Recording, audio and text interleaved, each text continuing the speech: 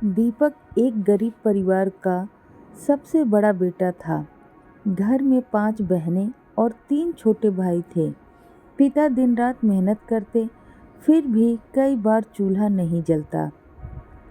दीपक अपनी माँ की आंखों में आंसू और भाई बहनों की भूख देखकर अंदर ही अंदर टूट जाता। हर रात वह आसमान की ओर देखकर एक ही सवाल करता, हे भगवान, क्या हमारी किस्मत कभी बदलेगी?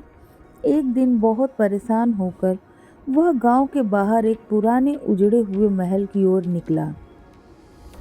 लोगों का कहना था कि वहां बरसों से कोई नहीं जाता, क्योंकि वहां रहस्यमयी शक्तियों का वास है।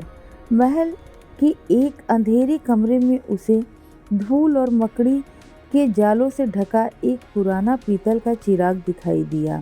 जैसे ही उसने उसे उठाकर साफ किया, धड़ाम, पूरा महल कांप उठा। चिराग से नीले धुएं का एक विशाल गुबार निकला और देखते ही देखते एक 10 फुट लंबा जिन उसके सामने खड़ा हो गया। जिन की गूंजती हुई आवाज आई, मैं इस जादुई चिराग का रक्षक हूँ। सैकड़ों वर्षों बाद किसी नेक इंसान ने मुझे आज़ाद किया है। बोलो, तुम्हारी क्या इच्छा है? दीपक कुछ पल चुप रहा, फिर बोला, मुझे अपने लिए कुछ नहीं चाहिए। बस इतना चाहता हूँ कि मेरे माता पिता कभी भूखे ना सोए, मेरी बहनों की इज्जत से शादी हो जाए, मेरे भाई पढ़ लिख कर बड़े इंसान बने और मेरे गांव में कोई भूखा ना रहे। जिन मुस्कुराया, मैंने हजारों इंसानों की इच्छाएं पूरी की है। सबने सोना, महल और दौलत मांगी, लेकिन पहली बार किसी ने दूसरों की खुशियां मांगी। उसने अपनी हथेली उठाई, अचानक पूरा आकाश सुनहरी रोशनी से भर गया।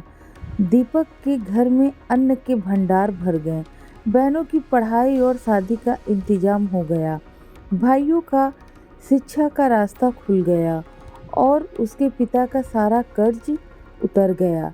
लेकिन जिन्न ने एक शर्त रखी, याद रखना, अगर तुमने कभी लालच किया या किसी निर्दोष का बुरा चाहा, तो यह चिराग हमेशा के लिए गायब हो जाएगा। दीपक ने उस वचन को जीवन भर निभाया। उसने कभी चिराग का इस्तेमाल अपने घमंड या ऐशो आराम के लिए नहीं किया। जहाँ भी कोई सच्चा ज़रूरतमंद मिलता, जिन्न उसकी मदद कर देता। धीरे धीरे दीपक का नाम दूर दूर तक फैल गया। लोग उसे अमीर नहीं बल्कि गरीबों का मसीहा कहने लगे और कहते हैं, आज भी वह जादुई चिराग दुनिया में कहीं छिपा हुआ है, लेकिन वह केवल उसी इंसान को मिलता है जिसके दिल में लालच नहीं बल्कि दूसरों के लिए सच्ची करुणा होती है।